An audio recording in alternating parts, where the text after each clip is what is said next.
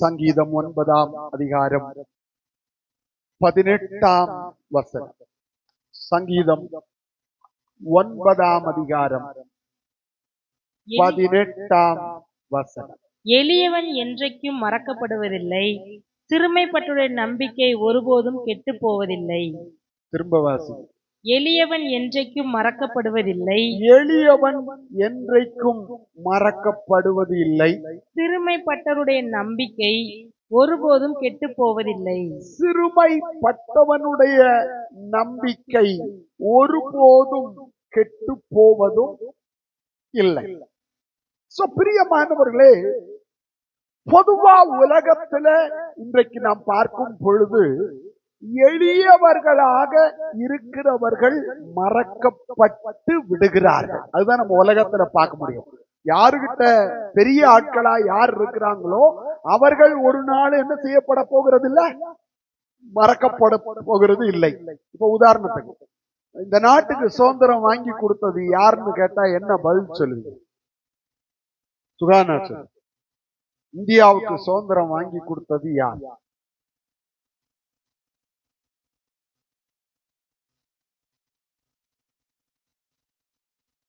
பாத்தீங்களா? காந்திஜி. நீ சொல்ற யார்? சுபாஷ் சந்திர போஸா? சுபாஷ் சந்திர போஸ் சுதந்திரத்துக்கு பாடுபட்டாரு. அவர் வேறொரு ரீதியில அவர் ஆயுதத்தை எடுத்து பாடுபட்டவர். சுகானா சொன்னது அகிம்சையில பாடுபட்டார். ஆனா உண்மையில காந்தி அங்க வாங்கி கொடுத்தாரு. காந்தி மட்டுமா வாங்கி கொடுத்தாரு?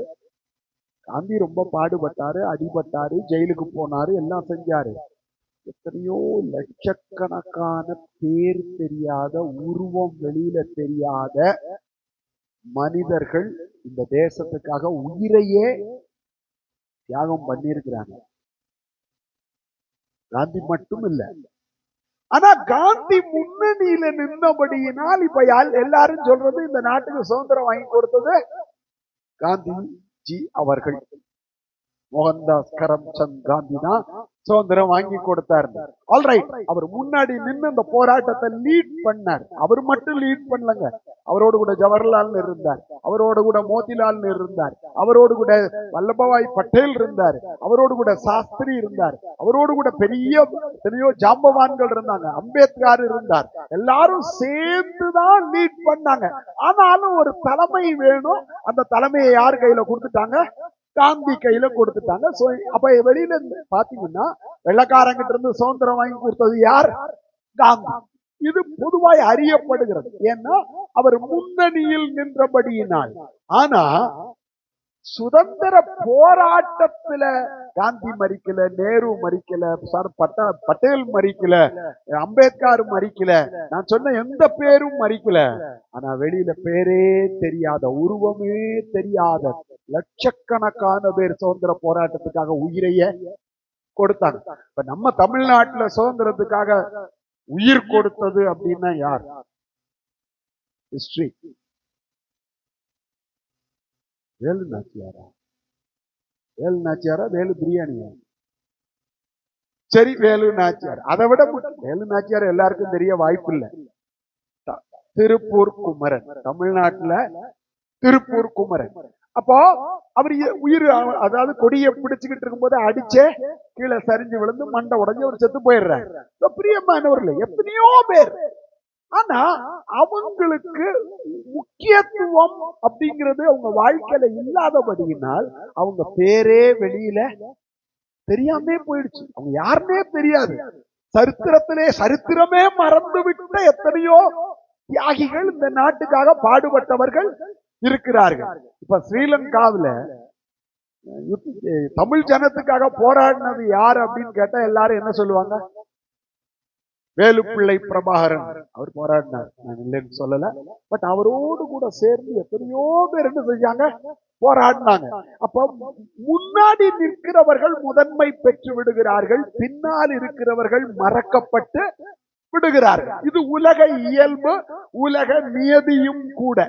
நீங்க முன்னாடி எல்லாருக்கும் தெரியற மாதிரி இருந்தீங்கன்னா எல்லாரும் உங்களை மறக்காம இருப்பாங்க. நீங்களே அப்படியே பின்னாடி கொஞ்சம் கொஞ்சமா பின்னாடி போய் மறைஞ்சிட்டீங்கன்னா நீங்க இருப்பீங்க.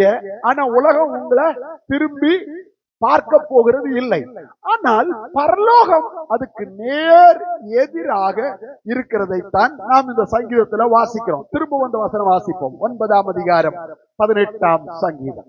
எளியவன் என்றைக்கும் மறக்கப்படுவதில்லை, சிறுமைப்பட்டவருடைய நம்பிக்கை ஒருபோதும் கெட்டு போவதில்லை. சோ எளியவர்கள் ஒருபோதும் மறக்கப்படுவது இல்லை. சிறியவர்கள் என்ன செய்ய போறதும் இல்ல.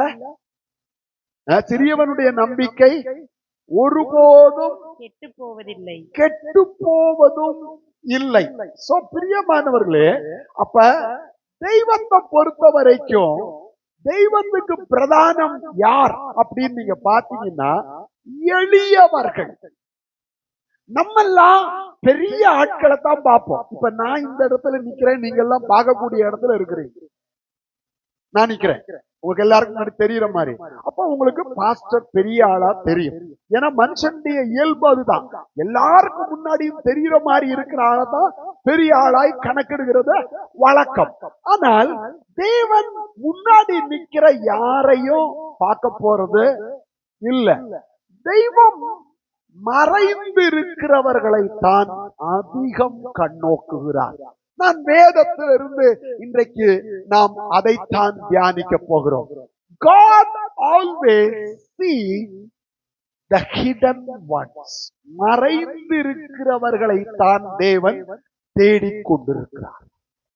தெய்வத்துக்கு வெளியில முன்னாடி வந்து நின்று இப்படி நெஞ்ச நிமித்திக்கிட்டு நிக்கிற ஆளு தேவையே இல்ல. கோலியாத் வந்து நிக்கிற வரைக்கும் தாவீதுன்னு ஒருத்தன் இருந்தான்னு இந்த உலகத்துல யாருக்குமே தெரியாது. ஏன்னா தாவீது நீங்க நினைக்கிற மாதிரி ஒரு பெரிய வாட்ட சாட்டமான ஆள் இல்ல. அவன் ஒரு யுத்த வீரனுக்குரிய எந்த வெளி தகுதி. ஏன்னா அவங்க வீட்டுல 8 பேர்ல இருக்கிறதுலே குட்டை யாரு தெரியுமா? தாவீது. இன்னும் சொல்ல போனா அழகிய மேனியும் சிவந்த ரூபமும். அவனை பார்த்தா இந்த பால் வடிகிற முகம். அதனாலதான் கோலியாத்து பரியாசம் பண்றான். ஏண்டா தடியோட வர்றதுக்கு நான் என்ன நாயா? அவங்க அண்ணன் எல்லாம் சொல்றான், ஏண்டா கொழுப்பு எடுத்தவனே, ஆடு மேய்க்கிறத விட்டுட்டு யுத்தத்தை வேடிக்கை பார்க்கறதுக்கு வந்துட்டியா? ஏன்னா அண்ணங்காரெல்லாம் வாட்ட சாட்டமா இருக்கிறான். தாவீதுக்கு எந்த வேல்யூவும், அவுட்வர்ட் வேல்யூ, வெளியில தெரியக்கூடிய எந்த மேன்மையும் தாவீதுக்கு இல்ல. ஆனா தெய்வத்தோட கண்ணு யாரெல்லாம் தேடிக்கிட்டு இருந்தது? தாவீதை தேடிக்கிட்டு இருந்தது. அவங்க அண்ணனை யாரையும் தேடல. ஏன் சவுல கூட தேடல. சவுல தெய்வம் அவன் ராஜாவா ஏற்படுத்தினாலும் கோலியாத் வந்து நின்ற பொழுது தெய்வத்தோட கண்ணு யாரெல்லாம் தேடிட்டு இருந்தது? தாவீதை தேடிக்கொண்டிருந்தது. பிரியமானவர்களே, அந்த சவுல பயன்படுத்தல, தாவீதோட அண்ணனை பயன்படுத்தல, மொத்த ராணுவத்தையும் பயன்படுத்தல. ஒரு சின்ன தாவீது 5 அடிதான் குள்ள. அந்த ஒரு சின்ன தாவீதை கர்த்தருடைய கண்கள் தேடிக்கொண்டிருந்தது. தாவீது அவங்க அப்பா உள்ளத்துல ஏவுறாரு, போய் அண்ணன்களுடைய சுக செய்திய விசாரிச்சுட்டு வா. பிரியமானவர்களே, வர்றான். வேற யாரும் பட்டயமும் எடுக்கல, ஈட்டியும் எடுக்கல, ஒண்ணும் எடுக்கல. இவன் ஒரே ஒரு கவன், ஒரே ஒரு கல்லு. 5 கல்லு கையில இருக்கு, ஆனா யூஸ் பண்ணத ஒரே ஒரு கல்லு. கோலியாத்து காலி. பெலிஸ்தருடைய ராணுவம் நிர்மூலமாக்கப்பட்டது. பிரியமானவர்களே, தெய்வத்தினுடைய கண்கள் எளியவர்களை தேடிக்கொண்டிருக்கிறது. அதனாலதான் கர்த்தராகிய இயேசு கிறிஸ்து இந்த பூமிக்கு வந்த பொழுது எங்க பிறந்திருந்திருக்கலாம்? ராஜ அரண்மனையில. சாஸ்திரிகள் எங்கதான் போறாங்க? ஏரோதுடைய அரண்மனைக்கு. ஏரோதுடைய அரண்மனைக்கு போய் யூதருக்கு ராஜாவாய் பிறந்திருக்கிறவர் எங்கே? அவரை கண்டு பணிந்து கொள்ளும்படி வந்தோம். ஏரோதுக்கு வயிற்றுல புளிய கரைக்கு. என்னடா நமக்கு போட்டியா ஒருத்தன் பிறந்திருக்கிறானா? பிரியமானவர்களே, இயேசு அரண்மனையை தேர்ந்தெடுக்கல. இயேசு பிறந்தது எங்க? மாட்டு கொட்டகையில கிடையாது. அவர் எங்க பிறந்தாருன்னே பைபிள் சொல்லல.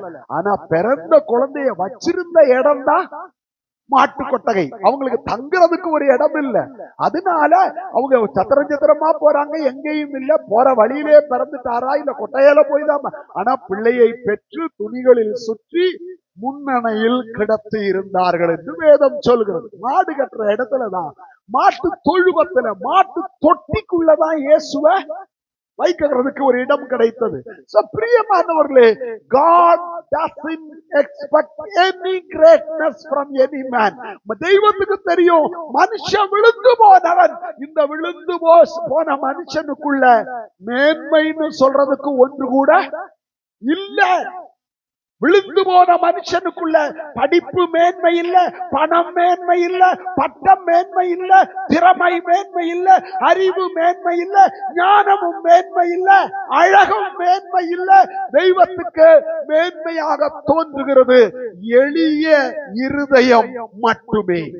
அதனாலதான் சங்கீதக்காரன் சொல்றான், எளியவன் மறக்கப்படுகிறது இல்லை.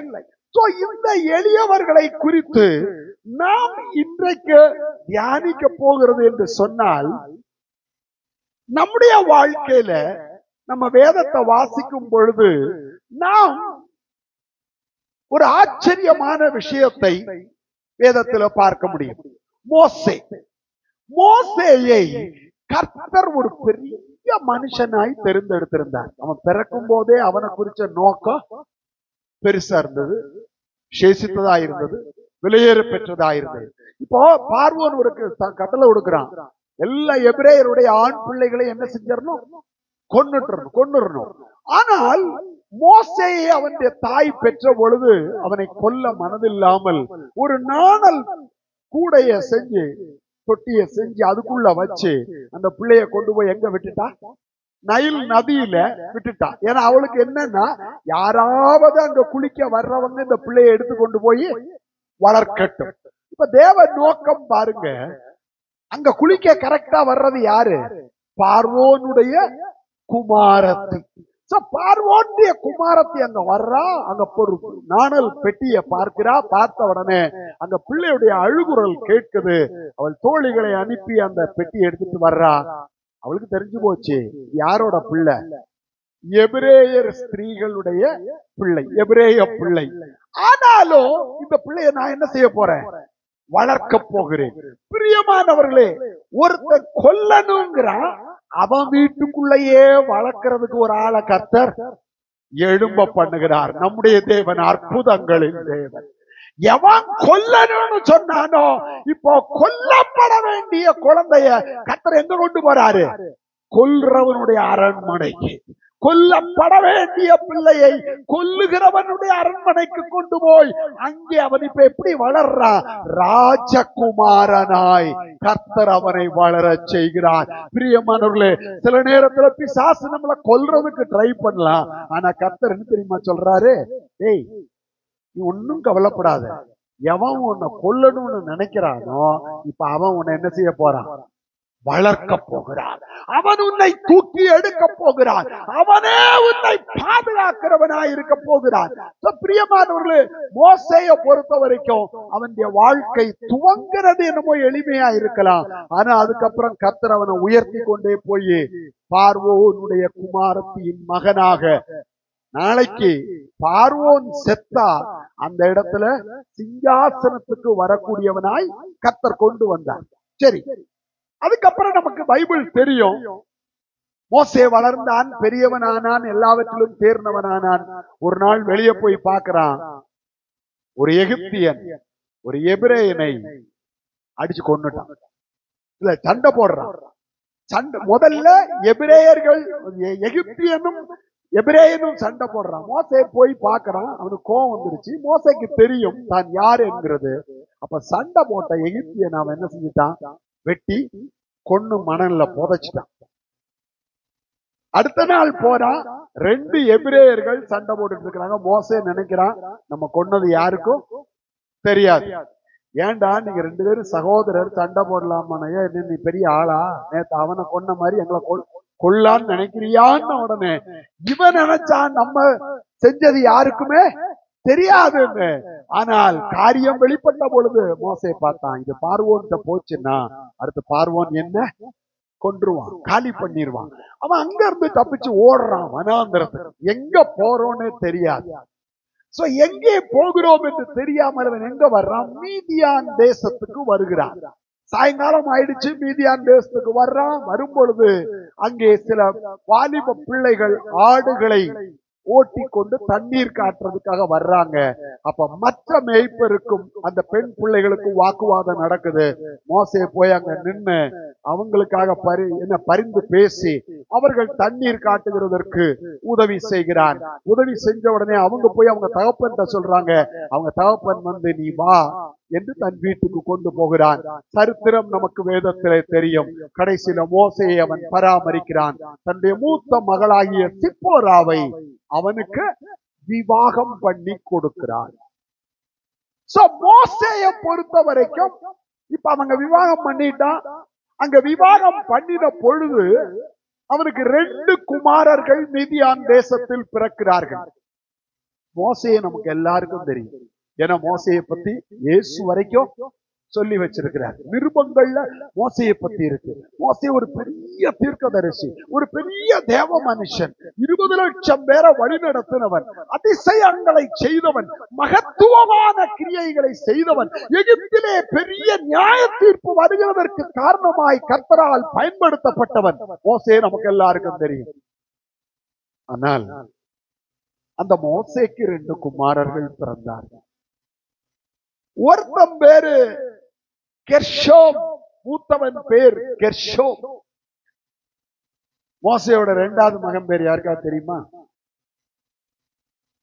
பொதுவா நமக்கு 2 பேரும் தெரியாது. ஒண்ணு நான் சொல்லிட்டேன்.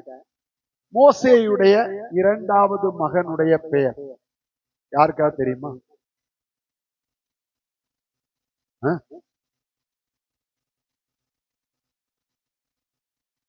எலியேசர்.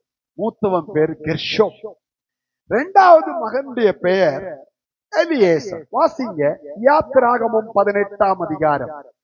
யாத்திராகமம் 18ஆம் அதிகாரம் 2 7 வரை உள்ள வசனங்கள். மோசேயின் மாமனாகிய எத்திரோ மோசேயினால் திருப்பி அனுப்பிவிடப்பட்டிருந்த அவன் மனைவியாகிய சிப்போராளையும் அவளுடைய 2 குமாரரையும் கூட்டிக் கொண்டு பிரயாணப்பட்டான்.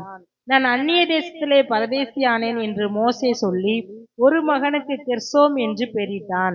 என் பிதாவின் தேவன் எனக்கு துணை நின்று பார்வோனின் பட்டயத்துக்கு என்னை தப்புவித்தார் என்று சொல்லி மற்றவனுக்கு எலியேசர் என்று பெயரிட்டிருந்தான். 2 பிள்ளைக்கு பெற்றெடுக்கிற ஆண் பிள்ளை 2 பிள்ளைக்கும் பேர் வைக்கிறான். முதல்ல என்ன பேர் வச்சானா? ஏன் பேரை வச்சான்? அதுக்கு பதில் அங்கே இருக்கு. அந்நிய தேசத்தில், நான் பரதேசியாயிருக்கிற தேசத்தில். கெர்ஷோன் அப்படின்னு சொன்னால் என் தேசம் என்னை மறந்து விட்டது, என் தேசத்தை நான் இழந்து விட்டேன், என் தாய் தகப்பனை இழந்து விட்டேன், நான் வளர்க்கப்பட்ட இடத்தை இழந்து விட்டேன், நான் இப்பொழுது ஒரு பரதேசியாக அந்நிய தேசத்தில் அந்நியனாக மறக்கப்பட்டவனாக. கெர்ஷோம் என்று சொல்லும் பொழுது மறக்கப்பட்ட அந்நியன். So I was forgotten. நான் மறக்கப்பட்டு விட்டேன் என்று சொல்லி மூத்த மகனுக்கு என்ன பேர் வைக்கிறான்? கெர்ஷோம் என்று. அடுத்த மகனுக்கு பேர் வைக்கும் போது என்ன காரணம்? என் பிதாவின் தேவன் எனக்கு துணை நின்று, என் பிதாவின் தேவன் எனக்கு துணை நின்று பார்வோனின் பட்டயத்துக்கு என்னை தப்புவித்தார் என்று சொல்லி, பார்வோனுடைய பட்டயத்துக்கு தப்புவித்தார் என்று சொல்லி மற்றவனுக்கு எலியேசர் என்று பெயரிட்டிருந்தான். ஆக்சுவலா பாத்தீங்கன்னா மூல பாஷையில நான் பரதேசி, நான் அந்நியன், ஆனாலும் என்னோடு கூட இருக்கிற ஒரு தேவன் இருக்கிறார் என்று சொல்லி 2வது பிள்ளைக்கு எலியேசர் என்று பெயரிட்டான். ஒரு பக்கம் நான் மறக்கப்பட்டவன், ஒரு பக்கம் நான் தள்ளப்பட்டவன், ஒரு பக்கம் நான் தேசத்தை இழந்தவன், நான் பரதேசி, எனக்கு வீடு இல்ல, நாடு இல்ல, சொத்து இல்ல, சுகம் இல்ல, ஒண்ணும் இல்ல, வெறும் கையோட நிக்கிறேன்.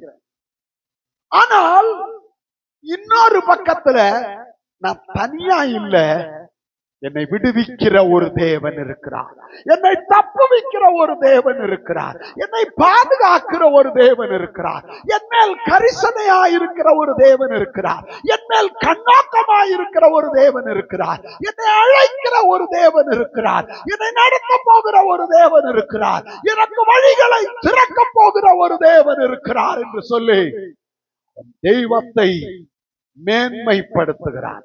இப்ப நமக்கு ஒண்ணுமே இல்லை, நம்மளை எல்லாரும் மறந்துட்டாங்கன்னா நம்ம என்ன பண்ணுவோம்? நம்ம யூஸ்வலா என்ன பண்ணுவோம்?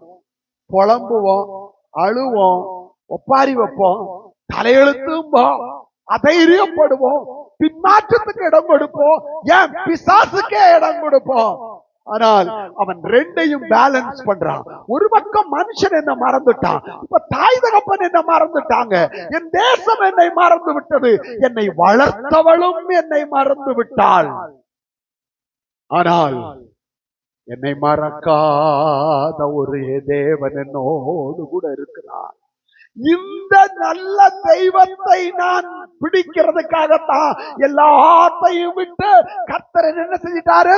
பரதேசியா, அந்நியனாக கொண்டு வந்து வைத்திருக்கிறார். ஒண்ணுமே இல்லை, ஆனால் என்ன மறக்காத ஒரு தெய்வம், என்னை விட்டு கொடுக்காத ஒரு தெய்வம், என்னை பாதுகாக்கிற ஒரு தெய்வம். தேவ பிள்ளைகளே, உங்கள் வாழ்க்கையில கூட சில நேரம் எல்லாத்தையும் இழந்து தனியா நிற்க வேண்டிய ஒரு நேரம் வரும். ஆனா நீங்க தனியா இல்ல, தெய்வத்தோடு இருக்கிறீர்கள் என்கிறதை உணர்ந்து கொள்ளுங்கள். உங்கள் மேல் கண்ணோக்கமாயிருக்கிற தெய்வம், உங்களை வேறு பிரிக்கிற தெய்வம், உங்களை விடுவிக்கிற தெய்வம், உங்களை பலப்படுத்துகிற தெய்வம். ஏன்னா தெய்வம் உங்களை குறிச்சு வேற திட்டம் வச்சிருக்கிறார். மோசே எகிப்துல ராஜாவாகிறது தேவ திட்டம் அல்ல. மோசே ராஜாவாகிறது தேவ திட்டம் இல்ல. தெய்வம் மோசேயை தெரிந்தெடுத்தது தன்னுடைய வாயாக இருக்கும்படிக்கு.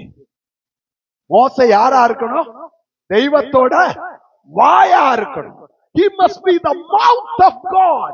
அவன் தேவ சத்தத்தை கொண்டு வரணும், அவன் தேவனை வெளிப்படுத்தணும், அவன் தேவனுடைய பிரதிநிதியாக இருக்கணும். பார்வோனுடைய அரண்மனையில் இருந்தால் எகிப்தின் தெய்வங்களுடைய பிரதிநிதியாக இருந்திருப்பான். ஆனால் ஜீவன் உள்ள தெய்வம் அவன் தன்னுடைய பிரதிநிதியாய் மாற்றும்படிக்கு தகப்பனை இழந்தான், தாயை இழந்தான், சகோதரனை சகோதரியை இழந்தான், வளர்க்கப்பட்ட அரண்மனையை இழந்தான், வளர்ப்பு தாயையும் இழந்தான். இப்ப அவனை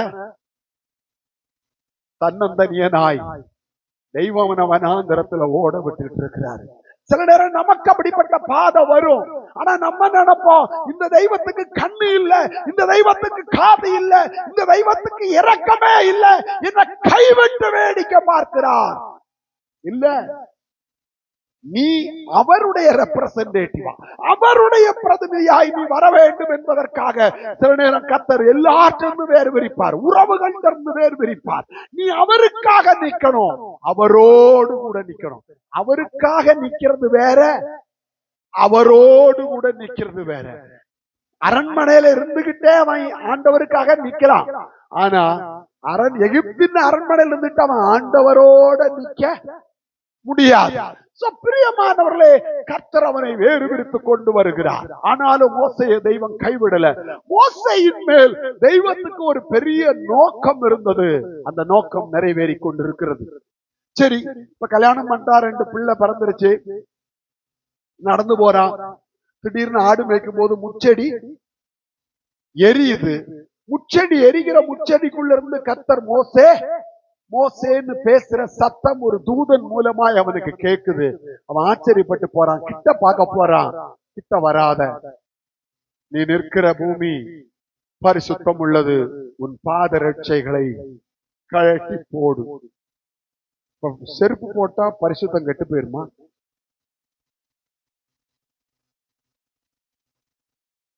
ஆமாவா? செருப்பு போட்டா பரிசுத்தம் கெட்டு போயிருமா?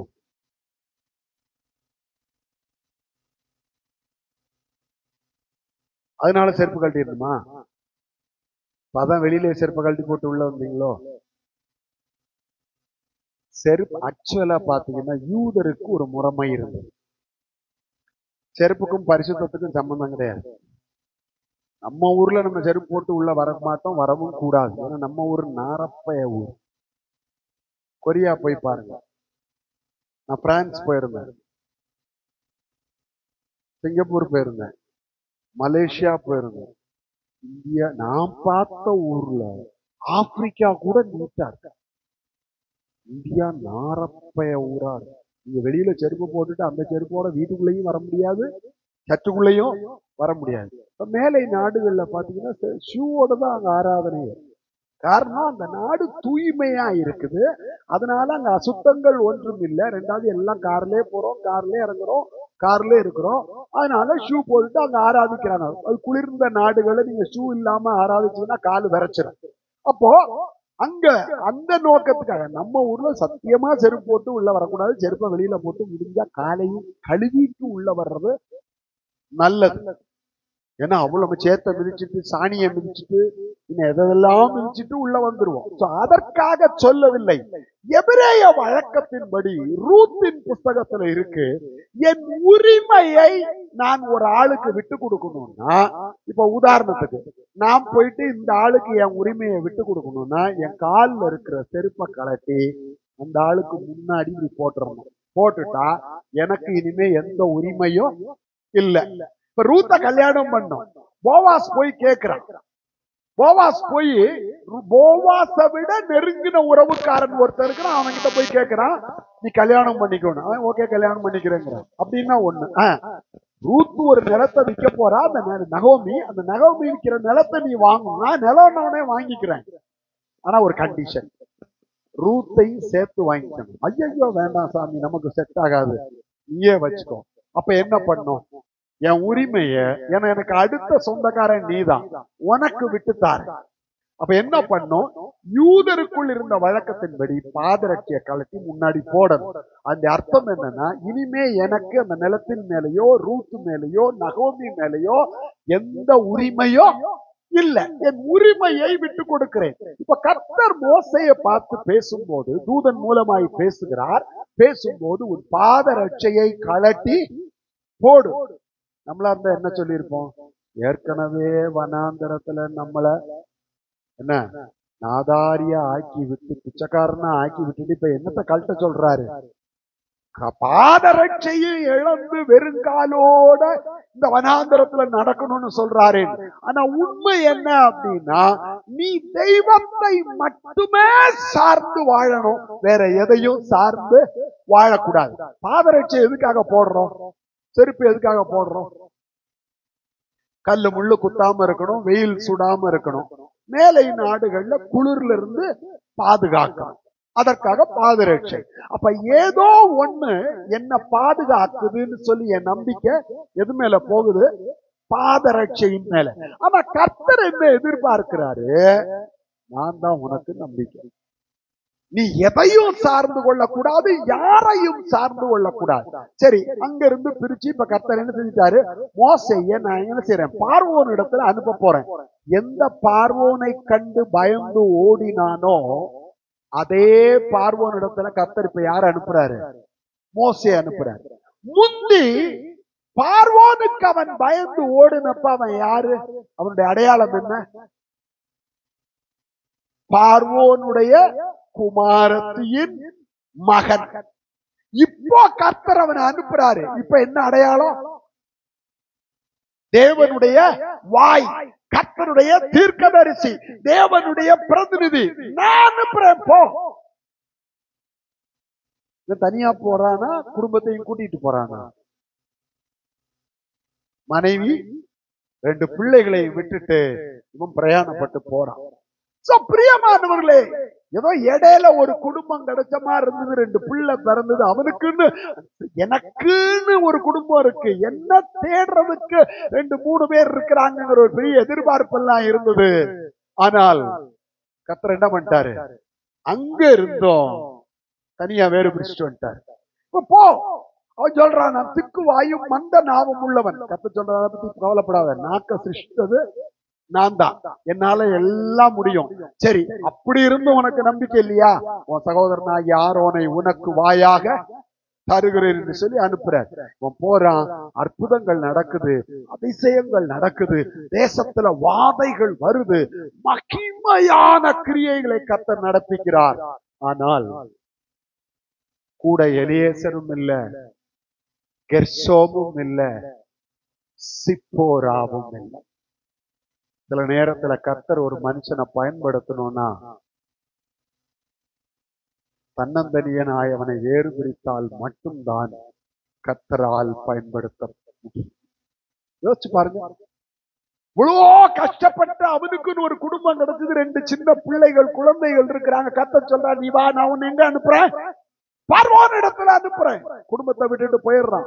சோ மோசேயுடைய மகிமை என்ன, மோசேயுடைய மேன்மை என்ன, மோசேக்கு இருந்த கனம் என்ன, எதுவுமே அந்த குடும்பத்துக்கு தெரியாது. பிரியமானவர்களே, எதுவுமே தெரியாது. அப்படி ஒரு சூழல்ல, இன்னும் சொல்ல போனா பைபிள் மோசேயுடைய பிள்ளைகளை பற்றி எதுவுமே அதிகமா சொல்லல. அப்ப இதுல இருந்து நமக்கு என்ன தோணுது? ஆனா மோசேயுடைய அண்ணன் ஆரோன், அவனை பத்தி பைபிள் சொல்லுது. அவன் பிள்ளைகளுக்கு தலைமுறை தலைமுறையாய் ஆசாரியத்துவம் கொடுக்கப்பட்டிருக்கு. ஆனா மோசேயுடைய பிள்ளைகளுக்கு சொல்லுங்க, ஒண்ணுமே இல்ல. அதுக்கப்புறம் மோசேயுடைய பிள்ளைகளுடைய பேரை நீங்க பைபிள்ல தேடுனீங்கன்னா ஒரு 4 இடத்துல மட்டும்தான் மோசேயுடைய பிள்ளைகளுடைய பேர் வரும். அதுக்கப்புறம் அவன் சந்ததியை பத்தி ஒரு தகவலும் இல்ல. கர்த்தர் மோசேயுடைய சந்ததியை மறந்து விட்டார் என்கிறது போல ஒரு தோற்றம் தான் வேதத்தை படிக்கும் போது நமக்கு வரும். ஆரோன் கர்த்தருக்காக பெருசா ஒன்னும் சாதிக்கல.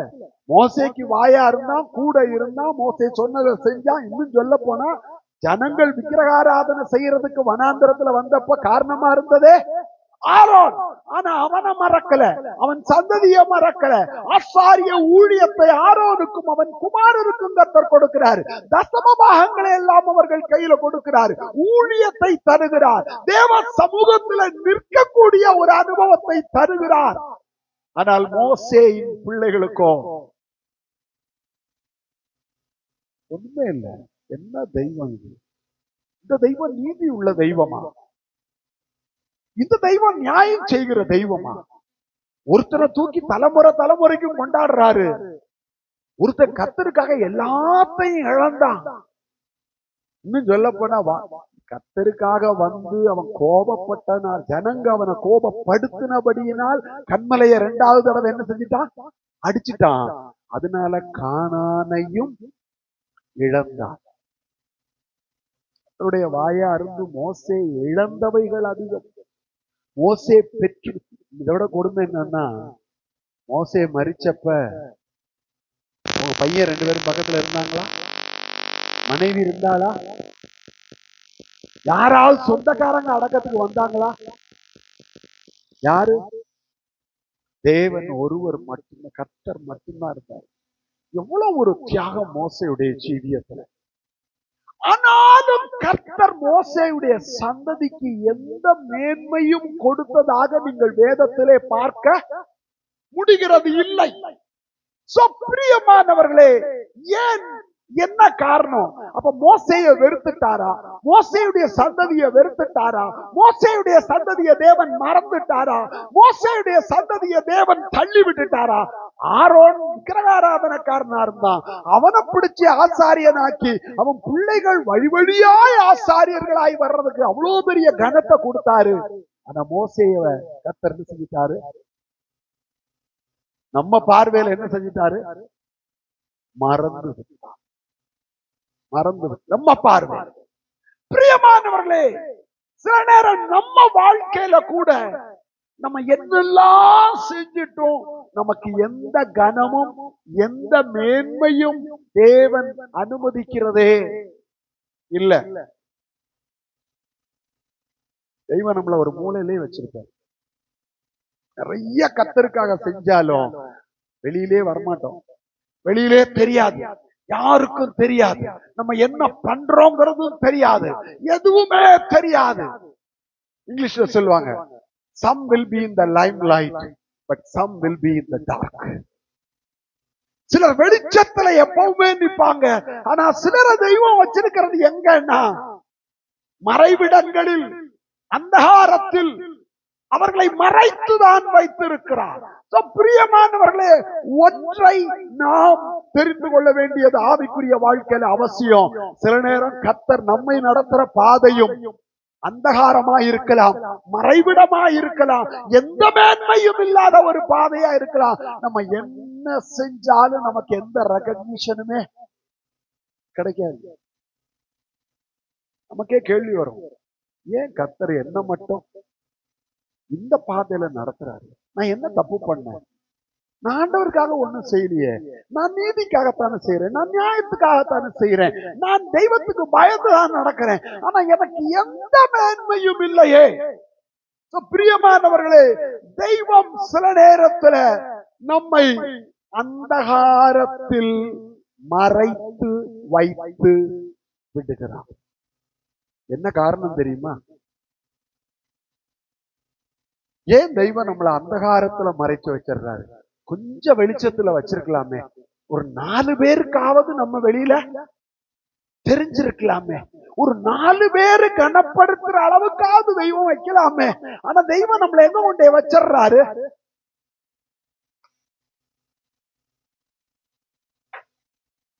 நீ வெளியவே தெரியக்கூடாது, நீ வெளியே வராத, நீ வெளியே தெரிய வேண்டாம். பிரியமானவர்களே, இங்கேதான் நாம் ஒரு ரகசியத்தை விளங்கிக் கொள்ள வேண்டும். நம்ம நினைக்கிறது வெளியில தெரிகிறது கனத்துக்குரியது, வெளியில தெரிகிறது மேன்மையானது, வெளியில தெரிகிறது விசேஷமானதுன்னு. ஆனா தெய்வத்தோட பார்வையில விலையேறப்பட்டவைகள் எல்லாம் மறைத்து வைக்கப்படுகிறது. அது வெளியே வர்றதே இல்லை. பிரியமானவர்களே, நீங்க ஆரோனுடைய ஜீவியத்தை பாருங்க. விக்கிரகாராதனைக்கு சுழி போட்டவனே யாருதான்? ஆரோன். அவன் தான் ஆரோன். ஆனாலும் அவன் சந்ததியை பார்த்தீங்கன்னா, ராஜாக்கள் காலத்திலையும் சரி, பிரதான ஆசாரியர்களாய் ஆரோனுடைய சந்ததி மட்டும்தான் வர முடியும். ஆனா ஒரு விஷயத்தை நீங்க கவனிக்கணும், ஆரோனுடைய சந்ததி எப்படிப்பட்ட சந்ததி? வாசிங்க 2 நாளாகமும் 29ஆம் அதிகாரம் 34ஆம் வசனம். 2 நாளாகமும் 29ஆம் அதிகாரம் 34ஆம் வசனம். ஆனாலும் ஆசாரியர்கள் கொஞ்சம் பேரானதினால் அவர்களால் அந்த சர்வாங்க தகனமான ஜீவன்களை எல்லாம் அடித்து தோலுரிக்க முடியாதிருந்தது. அதனாலே அந்த வேலை தீருமட்டாகவும் மற்ற ஆசாரியர் தங்களை பரிசுத்தம் பண்ணுமட்டாகவும் அவர்கள் சகோதரராகிய லேவியர் அவர்களுக்கு உதவி செய்தார்கள். தங்களை பரிசுத்தம் பண்ணிக்கொள்ள லேவியர் ஆசாரியரை பார்க்கிலும் மன உற்சாகம் உள்ளவர்களாய் இருந்தார்கள். தங்களை பரிசுத்தம் பண்ணிக்கொள்ள ஆசாரியர்களை பார்க்கிலும் யார் ரொம்ப உற்சாகமா இருந்ததா? லேவியர்கள். இந்த லேவியர் யாரு? யாக்கோபுடைய 12 பிள்ளைல ஒருத்தன் தான் லேவி. இந்த லேவியரை தான் கர்த்தர் தனக்கென்று முதற்பலனாக தெரிந்து கொண்டார். தெய்வம் லேவியரை முதற்பலனாக தெரிந்து கொண்டார். காரணம், அவங்க தெய்வத்துக்காக வைராக்கியம் உள்ளவர்களா இருந்தார்கள். மோசே யார்? லேவியன். மோசேயுடைய பிள்ளைகள் யார்? லேவியர்கள். லேவியர்களுடைய ஊழியம் எங்க? ஆலயத்துல எங்க? பிரகாரத்துல, பலிபீடத்துல. ஆனா கனத்துக்குரிய அலங்கார வஸ்திரங்களை போட்டுக்கிட்டு நிக்கிறது யாரு? ஆரோனின் குமாரர்கள். ஆரோனின் குமாரர்களும். ஆசாரியர்கள் கனத்துக்குரிய வஸ்திரம், நெஞ்சில 12 விலையேறப்பட்ட கற்கள், இங்கு 2 கோமேதக கற்கள், எல்லாம் படி பயங்கரமா நின்றுகிட்டு இருக்கிறாங்க. ஆனா வசனம் சொல்லுது, தங்களை பரிசுத்தம் பண்ணிக்கொள்ள ஆசாரியர்களை பார்க்கிலும் லேவியர்கள் அதிக உற்சாகம் உள்ளவர்களாய் இருந்தார்கள். மறைஞ்சு நின்று வெளியில தெரியாம, எந்த கனமும் இல்ல. லேவியருடைய ஊழியம் எங்க? பலிபீடத்துக்கிட்ட. கையில என்னத்தை வச்சிருக்கிறான்? ஒருத்த கையில முக்கூறு ஆயுதம். ஏன்னா அந்த மிருகத்தை பலிபீடத்துல வச்சு எரிக்கும் போது வெடிச்சு கீழே விழுந்துரும், வச்சு குத்தணும். இவன் ஊழியம் எங்க? நெருப்புக்கு முன்னாடி. லேவியருடைய ஊழியம் எங்க? நெருப்புக்கு முன்னாடி. சாணி அல்றது யாருடைய வேலை? தோல் உரிக்கிறது யாருடைய வேலை? கழுவுறது யாருடைய வேலை? சுத்தம் பண்றது யாருடைய வேலை? பலிபீடத்துல அக்கினியை அவிழ்ச்சி போகாம அதை பாதுகாக்கிறது யாருடைய வேலை? நல்லா கவனிங்க. ஒரு இடத்துல இருந்து இன்னொரு இடத்துக்கு ஆசரிப்பு கூடாரம் கொண்டு போகப்படும் பொழுது அந்த ஆசரிப்பு கூடாரத்தின் பனிமுட்டுகளை தோல்ல சுமக்கிறது யாருடைய வேலை? லேவியருடைய வேலை. அது மட்டும் இல்லை, இப்ப பலிபீடத்தோட அக்கினியை அவிச்சு போக கூடாது. அத ஒரு சட்டியில போட்டு அக்கினியை சுமந்து கொண்டு போறது யாருடைய வேலை? லேவியருடைய வேலை. ஆனா ஆரோன் ஆரோனுடைய குமாரர் டிப்டாப்பா டிரஸ் போட்டுக்கிட்டு என்ன மாதிரின்னு வச்சுக்காங்க. நான் என்னைக்காவது சமைக்கிறேன்னா, பாத்திரம் கழுவுறேன்னா, பிரசங்கம் பண்றதோட சரி, என் வேலை முடிஞ்சு போச்சு. ஆனா அங்க ஒரு குரூப் உட்கார்ந்துகிட்டு என்ன செய்யுது? சமைக்குது, வெங்காயம் உரிக்குது, எல்லாத்தையும் சுத்தம் பண்ணுது, எல்லாம் பண்ணுது. நம்ம டிப்டாப்பா வர்றவங்க எல்லாம் யாரு?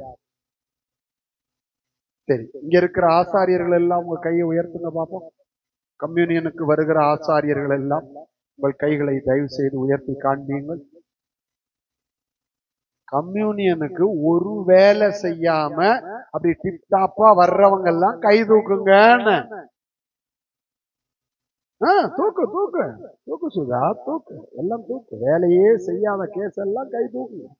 நீங்கெல்லாம் ஆசாரியர்கள்.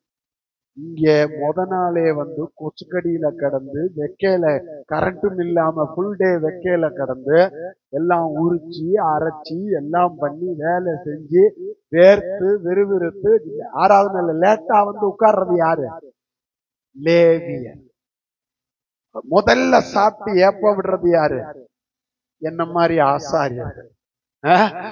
பிரியமானவர்களே, நல்லா நீங்க பைபிள்ல கவனிச்சு பாருங்க. ஆசாரியருக்கு கனம், மகிமை, அப்படி மேன்மை எல்லாம் இருக்கு. ஆனா கஷ்டப்படுறதெல்லாம் யாரு? லேவியர்கள். அந்த லேவி கூட்டத்துக்குள்ள மோசேயுடைய பிள்ளைகள் இருக்கிறார்கள். ஆனா பைபிள் அவங்கள வெளியில காமிக்கவே இல்லை. நீங்க மொத்த பைபிள்லயே மோசேயுடைய பிள்ளைகளை பத்தி யாத்திராகமம் 18, 1 நாளாகமம் 23, இந்த 2 அதிகாரத்துலதான் மோசேயுடைய பிள்ளைகளை பத்தி பைபிள் பேசு. 1 நாளாகமம் 23ஆம் அதிகாரம் 15, 16, 17 வாசி. மோசேயின் குமாரர் கெர்சோம், எலியேசர் என்பவர்கள். கெர்சோமின் குமாரில் செபுவேல் தலைமையாய் இருந்தான். நல்ல கவனிங்க, தெய்வம் மோசேயுடைய பிள்ளைகளை மறந்து விடவில்லை. லேவியரை கர்த்தர் ஒரு நாளும் மறக்கல. ஆசாரியர்களை குறிச்சு பரிசுத்த புருஷன் தெய்வம் சொல்லல. யார குறிச்சு பரிசுத்த புருஷன்ங்கிறாரு? லேவிய குறிச்சு. என் பரிசுத்த புருஷராகிய லேவியின் வசத்திலே ஊரீம் தும்மீம் என்பவைகள் இருப்பதாக என்று கர்த்தர் சொல்லுகிறார். வாசிங்க, உபாகமம் 33ஆம் அதிகாரம் 8ஆம் வசனம், 8, 9. லேவியரை குறித்து நீ மாசாவிலே பரீட்சை பார்த்து மேரிபாவின் தன்னிடத்தில் வாக்குவாதம் பண்ணின உன் பரிசுத்த புருஷன் வசமாய்.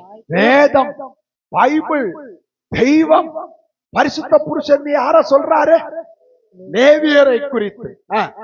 உன்னுடைய தும்மிம் ஊரிம் என்பவைகள் இருப்பதாக, தன் தகப்பனுக்கும் தன் தாய்க்கும் நான் உங்களை பாரேன் என்று சொல்லி. லேவியனுடைய வைராக்கியம் எப்படிப்பட்டதா?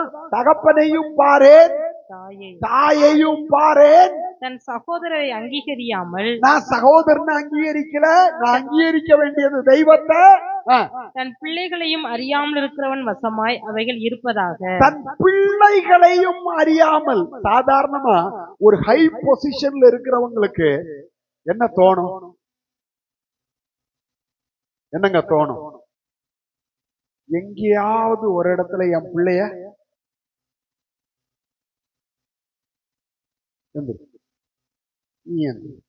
ரெண்டு ஆள். இப்போ இந்த 2 பிள்ளைய ஏதாவது ஒரு இடத்துல, ஒன்னு எலியேசர், ஒன்னு கெர்சோம், ஒன்னு எலியேசர். மோசேக்கு எங்கேயாவது ஒரு இடத்துல இந்த 2 பிள்ளையும் கொண்டு வந்து அப்படி முன்னாடி நிறுத்திடணும். ஆனா மோசே ஆசைப்படல. ஏனென்றால் அவன் லேவியன். லேவியனுடைய வாழ்க்கை கர்த்தருக்காக. நம்பர் 1. 2, லேவியனுடைய அபிஷேகம்ங்கிறது வழி வழியாய் வருகிறது இல்ல. என் மேல அக்கினி விழுந்ததுன்னா அந்த அக்கினிய நான் இன்னொருத்தருக்கு கொண்டு போக முடியாது. இவங்க மேல அக்கினி வரணும்னா அவன் அக்கினி, இவங்க 2 பேரும் அக்கினிய பெற்றுக்கொள்ளணும். மோசே பெரிய தலைவனா இருந்தபடினால சரி, என் பிள்ளைங்களை மட்டும் நான் ஆசாரியர் ஆக்கிடுறேன். செய்ய முடியுமா? ஏன் முடியாது? கர்த்தர் என்ன சொல்லிட்டாரு? ஆரோனும் அவன் குமாரரும் எனக்கு எந்தெந்தைக்கும் ஆசாரிய ஊழியத்தை செய்யணும். இல்ல ஆண்டவரே, என் 2 புள்ள மோசே கேட்கவே இல்லை. I am standing for God. என் மேல அக்கினி விழுந்திருக்கு. என் மேல விழுந்த அக்கினியை நான் இன்னொருத்தருக்கு எடுத்து பகிர்ந்து கொடுக்க முடியாது. ஆனா ஆசாரிய பட்டம் அப்படி அல்ல. ஆரோன் மேல இருந்த பட்டம் அடுத்து யார் மேல வருது? எலியேசர். அவன் மகன் பேரு எலியேசர். எலியேசர் மேல வருது. அப்புறம் பினகாஸ் மேல வருது. அவன் பிள்ளை மேல வருது. அடுத்த பிள்ளை மேல வருது. அந்த அபிஷேகம் வழி வழியாய் மாறி போய் கொண்டிருக்கிறது. ஆனால் என் மேல இருக்கிற அக்கினி நான் யாருக்கும் மாற்றி கொடுக்க முடியாது. மோசே மேல விழுந்த அக்கினி, மோசே மேல அக்கினி எங்க விழுந்துச்சு? முத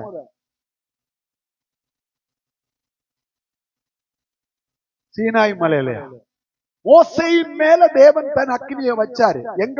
முதல்ல எரிகிற முச்செடியில. 2வது மறுபடியும் அக்கினியை வச்சாரு. அது சீனாய் மலையில. அந்த அக்கினி மோசே மேல வச்ச அக்கினிய அவன் எடுத்து, இது எனக்கு கர்த்தர் கொடுத்த அக்கினியில கொஞ்சம் நான் என் பிள்ளைக்கு கொடுக்கிறேன். No, you cannot. மோசேயினுடைய பிள்ளைகள் அவங்க மேல கர்த்தர் அக்கினியை வைக்கிறார். ஆனா அந்த அக்கினி எங்க? பலிபீடத்துல இருக்கு. அந்த அக்கினி அவங்க எங்க போய் நிக்கணும்? பலிபீடம். யார் அது? லேவியர்கள். லேவியருடைய ஊழியம் எங்க? பலிபீடத்துல. அவன் மேல இருந்த அக்கினி எப்படிப்பட்ட அக்கினி? சாணிய அல்ற வேலை. நம்ம அந்த வேலை கொடுத்தா செய்வோமா? நீங்க செய்வீங்களா? என்ன சொல்ல மாட்டோம், அதனால தைரியமா சொல்லிடுறீங்க.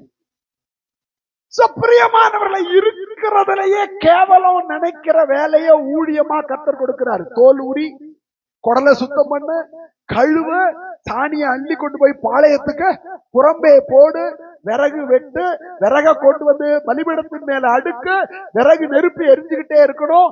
அதே நேரத்துல ஆசாரியர்கள் நெஞ்ச நிமித்திக்கிட்டு போலாம். ஆனா ஆசரிப்பு கூடாரம் ஒரு இடத்துல இருந்து இன்னொரு இடத்துக்கு போகணும்னா லேவியர் தான் என்ன செய்யணும்?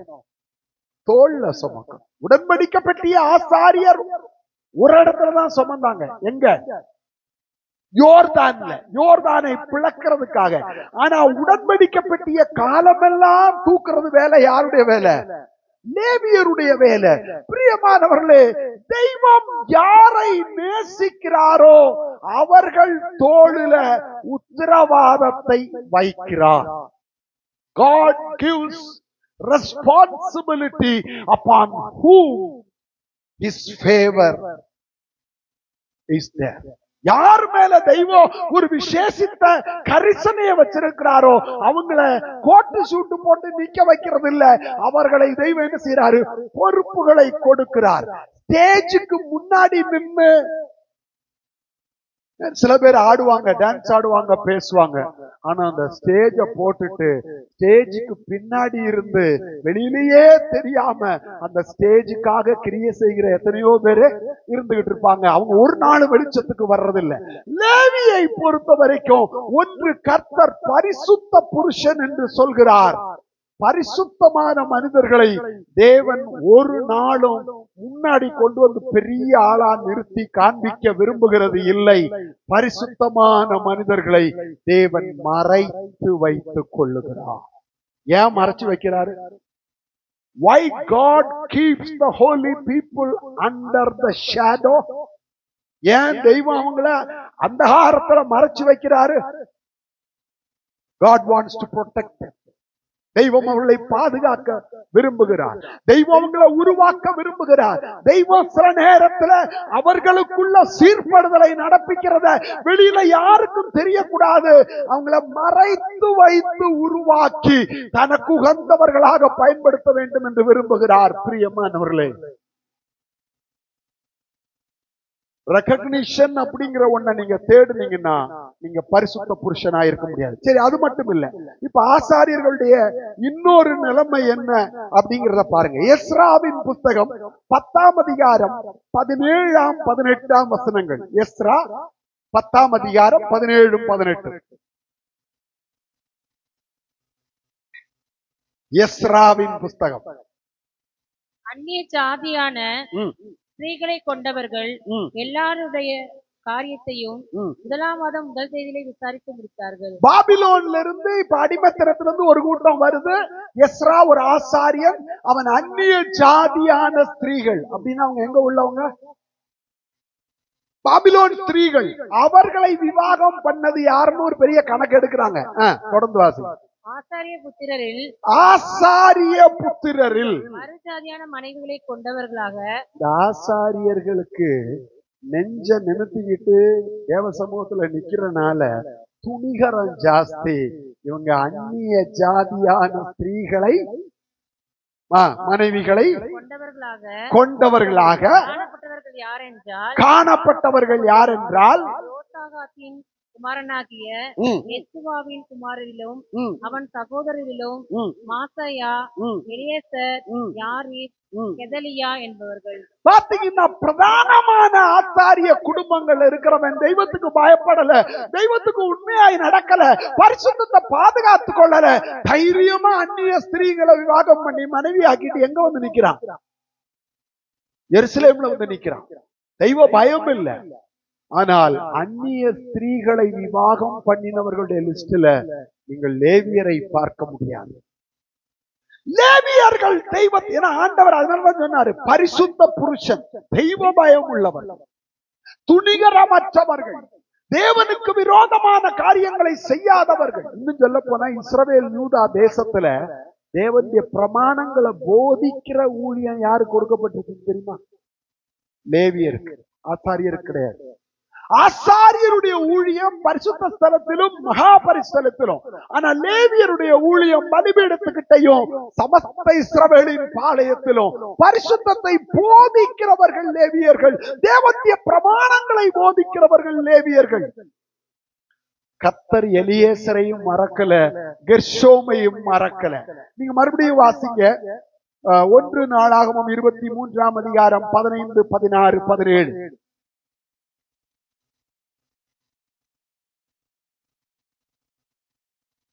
1 நாளாகமம் 23ஆம் அதிகாரம் 15 முதல் 17 வரை உள்ள வசனங்கள். மோசேயின் குமாரர் கெர்சோம், எலியேசர் என்பவர்கள். கெர்சோமின் குமாரர் செபுவேல் தலைமையாய் இருந்தான். நல்ல கவனிங்க, தெய்வம் கெர்சோம மறக்கல, எலியேசரை மறக்கல, மோசேய மறக்கல. ஆனால் அதுலயும் லேவிய கூட்டத்தில் கர்த்தர் முதன்மையான ஒரு மனுஷனை வச்சிருந்தார். அவன் பேர் என்ன? செகுவேல். அப்படிதான் இருக்கு, செபுவேல். பிரியமானவர்களே, கெர்ஷோமுடைய சந்ததியை மறக்கல. எலியேசருடைய குமாரரில் ரெகேபியா என்னும் அவன் குமாரன் தலைமையாய் இருந்தான். நல்ல கவனிங்க, கர்த்தர் எலியேசரை மறந்தாரா? கெர்ஷோம மறந்தாரா? இல்ல. ஆனால் தெய்வம் அவர்களை விலையேற பெற்ற லேவியராய் கருதினபடியினால் அவங்களை எங்க கொண்டு வரல, வெளியில எல்லாருக்கும் முன்னாடி ஃபேமஸா ஆக்கல. இப்ப நமக்கு எல்லாருக்கும் பொதுவா ஒரு இருதயம் என்னன்னா, நம்ம எல்லாம் என்ன ஆயிரணும்? ஃபேமஸ் ஆகணும், முன்னாடி நிக்கணும், முடிஞ்சா மைக் பிடிக்கணும், முடிஞ்சா பாஸ்டர் அனுப்பிச்சுட்டு நம்மளே பாஸ்டர் ஆயிடணும், எல்லாம் நம்ம செய்யணும், நம்ம முன்னாடி நிக்கணும், நம்மள பேரை பாஸ்டர் சொல்லணும், ஒரு திட்டுறதுக்காவது நம்ம பேரை வெளியில சொல்லிடணும். We want recognition. ஆனால் மோசேயோ, மோசேயுடைய குமாரரோ மறைஞ்சிருந்து ஊழியம் செஞ்சாங்க. கடைசி ஆசாரியனுடைய கொடுமை என்னன்னு பாருங்க. மத்தேயு 26ஆம் அதிகாரம் 57ஆம் வசனம். மத்தேயு 26:57. இயேசுவை பிடித்தவர்கள் அவரை பிரதான ஆசாரியனாகிய காய்பாவின் இடத்திற்கு கொண்டு போனார்கள். இயேசுவை சிலுவையில அறையறதுக்கு காரணம் யாருங்க? சத்தமா சொல்லுங்க. ஆசாரியர்கள். ஆரோன்ய சந்ததியில வந்தேன்னு சொல்ற ஆசாரியர்கள். இயேசுவை சிலுவையில கொல்றதுக்கு பிரதான காரணமாய் ஜனத்தை தூண்டி விட்டவர்கள் ஆசாரியர்கள். ஆரோனும் குடும்பமும் ஃபேமஸா நின்னாங்க, பிரதானமா நின்னாங்க, கனத்துக்குரியவர்களாய் நின்னாங்க. ஆனா அவங்க சந்ததிக்குள்ள பரிசுத்த கேடு வந்துருச்சு, ஒழுக்க கேடு வந்துருச்சு. ஏன்? ஆண்டவரே கொல்ற அளவுக்கு துணிகரமும் வந்துருச்சு. அவங்க இயேசுவை ஏற்றுக்கொள்ளக்கூடிய இடத்துல இல்ல. ஆனால் லேவியரை குறித்து, மோசேயினுடைய சந்ததியை குறித்து பைபிள் எதுவுமே பேசல, சைலண்டா இருக்கு. ஆனா ஒண்ணு தெரிஞ்சுக்காங்க, they are silently, patiently doing God's work. இன்னைக்கு கர்த்தர் தேடுறது அமைதலோடு, பொறுமையோடு, மறைந்து இருந்து அவருடைய வேலையை நடப்பிக்கிற தேவ மனிதர்களை கர்த்தர் தேடிக்கொண்டிருக்கிறார். தாவீதோட அண்ணனுங்களை கர்த்தர் பயன்படுத்தல, ஏன் சவுல பயன்படுத்தல? யார பயன்படுத்தினாரு? தாவீதை.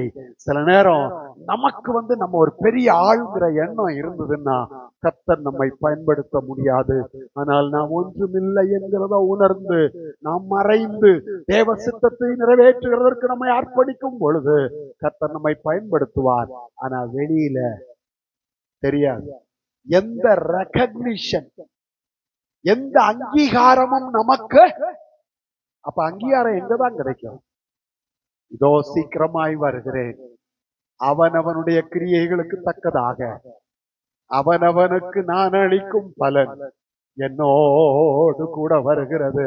ஒரு லேவியன் அங்கீகாரத்துக்காக ஊழியம் செய்யறவன் இல்ல, கர்த்தரை நேசிச்சது நிமித்தம், அவருடைய பரிசுத்தத்தை நேசிச்சு ஊழியம் செய்யறவன், உண்மை உள்ளவன், பரிசுத்தம் உள்ளவன், கீழ்ப்படிதல் உள்ளவன், தப்பான காரியத்தை செய்யாதவன், தெய்வ பயம் உள்ளவன், அந்நிய ஸ்திரீகளோடு சேராதவன் தான் லேவியன்.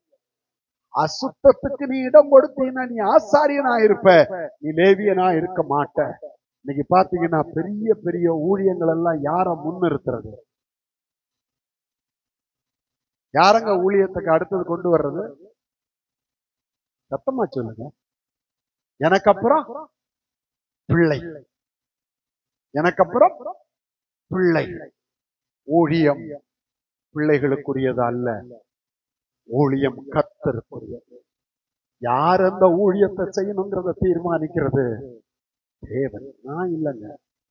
எத்தனை கோடி இந்த ஊழியத்துல வந்தாலும் தீர்மானிக்கிற அதிகாரம் எனக்கு இல்ல. யாருக்கு மட்டும்தான்?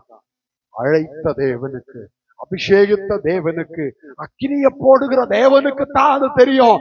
யார் மேல அக்கினிய கொண்டு போய் கொட்டணுங்கிறது அவர் தீர்மானிப்பார். நான் பார்த்து நீ எனக்கு அப்புறம் ஊழியம், நீ எனக்கு அப்புறம் ஊழியம் சொல்றதுக்கு எனக்கு எந்த தகுதியோ சொல்லுங்க? எனக்கு இல்ல, உலகத்துல எவனுக்கும் இல்ல. ஆனா எல்லாவனும் யாரதான் கொண்டு நிறுத்துறான்? பிள்ளைகள். அவங்களும் ரெவரண்ட் டாக்டர், எல்லாரும் ரெவரண்ட். ஒருத்தரும் கம்பவுண்டர் இல்ல, ஒருத்தரும் பார்மசிஸ்ட் இல்ல, ஒருத்தரும் ஆயா இல்ல, ஒருத்தரும் நர்ஸ் இல்ல, எல்லாம் டாக்டர், எல்லாம் டாக்டர், ரெவரண்ட் டாக்டர். லேவியனுடைய ஊழியம் அங்கீகாரத்தை தேடுகிற ஊழியம் இல்ல. லேவியனுடைய ஊழியம் தன்னை வெளிப்படுத்துற ஊழியம் அல்ல. லேவியனுடைய ஊழியம் பரிசுத்தத்தை உருவாக்குற ஊழியம், தெய்வத்தை பிரமாணத்தை போதிக்கிற ஊழியம், மறைஞ்சிருந்து செய்யற ஊழியம், அங்கீகாரத்துக்காக செய்கிற ஊழியம் அல்ல. நீதியில, நியாயத்துல, பரிசுத்தத்துல, தெய்வ பயத்துல செய்யறதுதான் ஒரு லேவியனுடைய ஊழியம். அப்படி செய்யாத எந்த ஊழியமும் பரலோகத்தினால் அங்கீகரிக்கப்பட போறது இல்லை. அது எவ்வளவு பெரிய கொம்பனா இருக்கட்டும். நீ யூனிவர்சிட்டி கட்டிருக்கலாம், ஜெட்டு வச்சிருக்கலாம், என்னத்த வேணாலும் நீ பண்ணலாம். Heaven will not accept you as his servant. உன் காசை வச்சு உன்ன ஊழியத்தை தெய்வம் அங்கீகரிக்க போறது இல்ல. நீ மறைஞ்சிருக்கிறியா? நீ உருவாக்கப்படுறியா? நீ எந்த அங்கீகாரத்தையும் தேடாம கர்த்தரை மாத்திரம் நேசிக்கிற பரிசுத்த புருஷனா இருக்கிறாயா? எனக்கு பதவி வேண்டாம், எனக்கு பட்டம் வேண்டாம், எனக்கு அங்கீகாரம் வேண்டாம், நான் யாரையும் பார்க்க போறதில்லை, தகப்பன் வேண்டாம், தாய் வேண்டாம், சகோதரன் வேண்டாம், எனக்கு யார் மட்டும் போதும், என்னுடைய ஆண்டவர் மாத்திரம் போதும் என்கிற அந்த நிலைமையில நிக்கிறவனத்தான் பரலோகம் பரிசுத்த புருஷன் என்று சொல்கிறது. அத்தனை ஊழியமும் தள்ளப்பட்ட ஊழியமாய் போய்விடும். குடும்பத்தை கொண்டு வந்து முன்னாடி நிறுத்துற எவனும் கர்த்தருடைய ஊழியக்காரன் இல்ல. சரி, எல்லாரும் உடனே அடுத்த கேள்வி என்கிட்ட கேட்பாங்க. நான் கிளாஸ் எடுக்கும் போது கேட்பாங்க, ஆரோன் கர்த்தர் ஊழியம் கொடுத்து அடுத்து யாரதாங்க கொண்டு வந்தாரு சொல்லுங்க. ஆனா அந்த ஊழியத்தை பரலோகம் அங்கீகரிச்சுதா? ஆரோனுடைய முறைமையின்படியான ஆசாரியத்துவம் பூரணப்படுத்தி இருந்திருக்குமானால் வேறொரு ஆசாரியர் மெல்கிசேதேக்கின் முறைமையின்படி எழும்ப வேண்டுவது என்ன?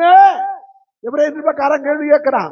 அப்ப ஆரோனுடைய முறைமை பூர்ணப்படுத்துற ஊழியம் இல்ல, அதனால ஒன்ன தெரிஞ்சுக்காங்க, எனக்கு அப்புறம் என் பையன் வந்து இங்க நிக்கணும். No, never. ஒருபோதும் அவன் ஊழியக்காரன் ஆகக்கூடாது. அப்படியானா அவன் இங்க வரக்கூடாது. எங்கேயோ கர்த்தர் அவனை ஊழியம் செய்ய சொன்னா செய்யட்டும். Not in this place. ஊழியம்ங்கிறது தெய்வம் போடுற அக்கினியில வர்றது. ஆசாரியத்துவம் வழி வழியாய் வரலாம், ஆனா அக்கினி எல்லார் மேலும் போடல. கடைசியா அப்ப மோசேயுடைய இடத்துல கர்த்தர் யார கொண்டு வர்றாரு? யார கொண்டு வர்றாரு? யோசுவாவை. லேவி கோத்திரத்துக்கு சம்பந்தம் இல்ல, ஆசாரிய முறைமைக்கு சம்பந்தம் இல்ல. அவன் டோட்டலா வேற கோத்திரம். எல்லாரும் யாரையோ எதிர்பார்த்துக்கிட்டு இருக்கிறாங்க. கர்த்தர் சொல்றாரு, அங்க கேரக்டரை கவனிங்க. யோசுவா என்ன பண்ணிட்டு இருந்தான் 40 வருஷமா? அது அவனை குறிச்சு பைபிள் தெளிவா சொல்லுது. அவன் கூடாரத்தில் மறைந்து கொண்டு. யோசுவா எங்க இருந்தா? மோசேயுடைய கூடாரத்துல. ஒரு இடம், பெரிய யுத்த வீரன். மோசே சொல்லாம அவன் கூடாரத்தை விட்டு வெளியே கூட வரல. அமலேக்கோடு யுத்தம் பண்ணும் பொழுது மட்டும்தான் மோசே அவனை போய் யுத்தம் பண்ண சொல்றான். ஊரும் ஆரோனும் மலையில உட்கார்ந்து மோசையுடைய கையை தூக்கி பிடிச்சுக்கிட்டு இருக்கிறாங்க. அங்க யோசுவா யுத்தம் பண்ணி கொண்டிருக்கிறான். மற்ற இடத்துல யோசுவா வெளியவே தெரியல. அவன் கூடாரத்தில் மறைந்திருந்தான். இப்ப ஆண்டவர் என்ன சொல்றாரு? டேய், அக்கினி கெர்சோம் மேல இல்ல, அக்கினி எலியாசர் மேல இல்ல, உன் பிள்ளைங்க மேல இல்ல, அக்கினிய யார் மேல போடு? யோசுவா மேல உன் கைய வையே, உன் கனத்தில் கொஞ்சம் அவனுக்கு கொடு. பிரியமானவர்களே, அழைப்புங்கிறது கர்த்தரிடத்துல இருந்து வரணும், அப்பா கிட்ட இருந்து வர்றது இல்ல. அபிஷேகம்ங்கிறது கர்த்தரிடத்துல இருந்து வரணும், பெத்தவங்க கிட்ட இருந்து வர்றது இல்ல. It is God's work. தேவன் அபிஷேகிக்கிறதும் அழைக்கிறதும் வேறு பிரிக்கிறதும் கர்த்தருடைய வேலை. பிரியமானவர்களே, ஊழியம் கர்த்தருடையது. அவர் தமக்கு சித்தமானவனுக்கு ஊழியத்தை கொடுக்கிறார். அதை தீர்மானிக்கிற அதிகாரம் எந்த ஊழியக்காரனுக்கும் இல்ல. அவன் எவ்வளவு பெரிய கொம்பனா இருந்தாலும் இல்ல. ஆனா இன்னைக்கு ஊழியங்கள்லாம் எப்படி போயிட்டு இருக்கு? இன்னைக்கு ஊழியங்கள்லாம் எப்படி போயிட்டு இருக்கு? ஒரு டிஜிஎஸ்க்கு அப்புறம் பால் தினகரன், பால் தினகரனுக்கு அப்புறம் அதனால தினகரன்ங்கிற பேரை மாத்திரம் சேர்த்துக்குவாங்க. ஏன்னா அந்த பேர் இல்லைன்னா இவனுங்கெல்லாம் செல்லா காசு. இவன் செல்லா காசு. இதுல இன்னொன்னு கவனிச்சீங்கன்னா, இவன் எவனும் தன்னை இயேசுவோட ஐடென்டிஃபை பண்றதுக்கு விரும்புறது இல்ல. யாரோடதான் ஐடென்டிஃபை பண்ண விரும்புறாங்க? மாம்சத்தோடு. மாம்சத்தோடு. பிரியமானவர்களே, இது இங்க மட்டும் இல்ல, இந்த வியாதி உலகம் ஃபுல்லா இருக்கு. ஒரு பெரிய உலகளாவிய எவாஞ்சலிஸ்ட் 100 வயதில் அமெரிக்காவில் மரிச்சு போனார். அவர் பேர் தெரியுமா? பில்லி கிரஹாம். பெரிய தேவ மனுஷன். ஆனா இப்ப யார் அந்த ஊழியத்தை பொறுப்பெடுத்திருக்கிறது? மகன். இதுதாங்க சாபக்கேடு. இது ஊழியத்தினுடைய சாபக்கேடு. ஒண்ணு தெரிஞ்சுக்காங்க, ஆரோன்ய முறைமை தோற்று போன முறைமை. ஆனால் மெல்கிசேதேக்குடைய முறைமையோ ஜெயமுள்ள முறைமை. மெல்கிசேதேக்கு முறைமைக்கு தாயும் இல்ல, தகப்பனும் இல்ல, வம்ச வரலாறு இல்ல, நாட்களின் துவக்கம் இல்ல, ஜீவனின் முடிவும் இல்ல. அது தேவனால தீர்மானிக்கப்படுது. அந்த இடத்துல எலியேசரும் கெர்ஷோமும் மறைந்திருந்தார்கள். பிரியமானவர்களே, ஆசாரியர்கள் இயேசுவை கொல்றதுக்கு காரணமா இருந்தாங்க. ஆனா லேவியர்களோ தேவனை மகிமைப்படுத்துறதுக்கு காரணமா இருந்தாங்க. கடைசியா ஒரு வசனத்தை சொல்லி நான் முடிக்கிறேன். சபை மறைந்திருக்க வேண்டியது. ஊழியர்கள் மறைந்திருக்கணும்.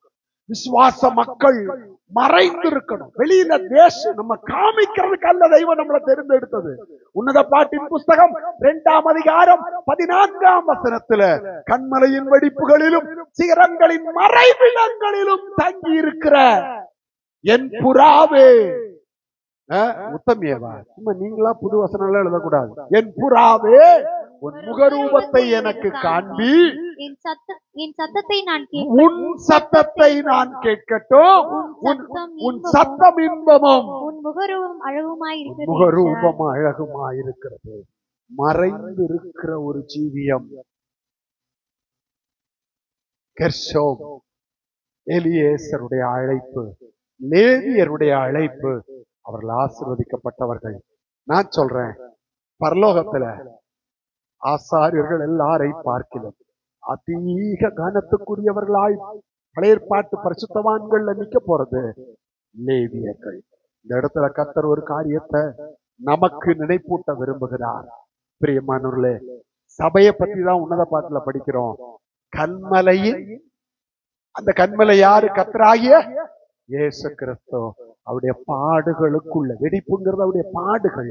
அவருடைய அவரோடு கூட பாடுபட்டால், அவரோடு கூட நமக்கு இந்த பூமியில ரெகக்னிஷன் வேண்டாம், மேன்மை வேண்டாம், கனம் வேண்டாம், உயர்வு வேண்டாம், ஸ்தானம் வேண்டாம், எந்த காரியமும் நமக்கு இந்த உலகத்துல வேண்டாம். நமக்கு இயேசு போதும். பிரியமானவர்களே, இந்த உலகத்துல இயேசுவை விட பெரிய ஆசீர்வாதம், இயேசுவை விட பெரிய மேன்மை நமக்கு எதுவுமே இல்லை. நமக்கு ஒரே ஒரு ரெகக்னிஷன் வேணும். பரலோகத்து பூமியை விட்டு பரலோகத்துக்கு போகும்போது ஒரு சத்தம் பரலோகத்திலிருந்து வரணும். நல்லது, உண்மையும் ஒத்தவும் உள்ள ஊழியக்காரனே, நிஜமா அந்த சந்தோஷத்துக்குள் பிரவேசி. பிரியமானவர்களே, சில நேரம் நமக்கு தெய்வம் நம்மளை நடத்துற பாதை 1000 கேள்விகள் இருக்கும், ஆனா பதிலே கிடைக்காது. கர்த்தர் நம்மை ஒளிப்பிடத்தில் சங்கீதக்காரன் சொல்றான், ஒளிப்பிடத்தில் வைத்து அவர் என்ன செஞ்சாரா? உருவாக்கினார். என்ன உருவாக்கினார்? என்னுடைய எலும்புகள் உருவாகல, ஆனா அதுக்கு முன்னாடியே இந்த ஒளிப்பிடத்துல என்ன உருவாக்கும் போதே என்னுடைய எல்லா அவயவங்களையும் அவர் எண்ணி தொகையேற்றி இருக்கிறார். God is doing a marvelous work in his pavilion. அவருடைய மறைவிடத்தில் கர்த்தர் ஒரு பெரிய வேலையை செய்கிறாரு. மறைவிடத்துல தான் நம்மளை உருவாக்குகிறார். மறைவிடத்தில் நம்மை பரிசுத்தப்படுத்துகிறார். மறைவிடத்தில் நம்மை பூர்ணமாக்குகிறார். மறைவிடத்தில் அவரை போல மறுரூபப்படுத்துகிறார். எல்லாரும் நாம் கண்களை மூடுவோம், முழங்கால் படியிடுவோம். தெய்வம் நம்மை கனத்துக்குரியவர்களாய் மாற்றுவது அவருடைய ஒளிப்பிடத்தில், அவருடைய மறைவிடத்தில். ஒருபோதும் ஒரு ரெகக்னிஷன் தேடாதீங்க. எனக்குன்னு ஒரு கனம் தேவை, எனக்குன்னு ஒரு அடையாளம் தேவை, எனக்குன்னு ஒரு மரியாதை தேவை. இயேசுவுக்கு என்ன கனம் கிடைச்சது இந்த உலகத்துல? இயேசுவுக்கு என்ன மரியாதை கிடைச்சது? இயேசுவுக்கு என்ன அங்கீகாரம் கிடைச்சது? இயேசுவுக்கு என்ன மேன்மை இந்த உலகத்துல கிடைச்சது? ஒண்ணுமே இல்லை. அவருக்கே எதுவும் இல்லைன்னா நமக்கும் ஒன்றும் இல்லை. பிரியமானவர்களே, நாம் மறைந்திருப்போம். எளியவன் மறக்கப்படுவதில்லை. மோசேயுடைய சந்ததியை பத்தி பைபிள் அநேகம் சொல்லல, ஆனா ஒண்ணு சொல்லுது, லேவி புத்திரர் பரிசுத்த புருஷர். பரலோகத்திலிருந்து பார்க்கிற தெய்வம் நம்ம கிரியையை பார்க்கல, நமக்குள்ள இருக்கிற பரிசுத்தத்தை பார்க்கிறார். தெய்வத்துக்குள்ள மறைந்து நிற்போம். நமக்கு இந்த உலகத்துல எது இல்லாட்டாலும் அந்த ரங்கத்தில் பார்க்கிற பிதா எங்க பதிலளிப்பாரா? வெளியரங்கமாய் பதிலளிப்பார். நம்முடைய கண்களை மூடுவோம். கிருபையும் இரக்கம் உள்ள எங்களுடைய நல்ல பிதாவே, இந்த நல்ல நாளுக்காய் ஸ்தோத்திரம். ஆம் கர்த்தாவே, எளியவன் என்றைக்கும் மறக்கப்படுவதில்லை. உங்களுடைய சிந்தையில வரைந்திருக்கிறீர், உங்களுடைய உள்ளங்கையில மறைந்திருக்கிறீர். உங்களுடைய கண்கள் எப்பொழுதும் எளியவன் மேல் பதிக்கப்பட்டிருக்கிறது. அவனுடைய பரிசுத்தத்தை நோக்கி கொண்டிருக்கிறீர், அவனுடைய தாழ்மையை நோக்கி கொண்டிருக்கிறீர், அவனுடைய ஒவ்வொரு பெருமூச்சையும் நோக்கி கொண்டிருக்கிறீர்.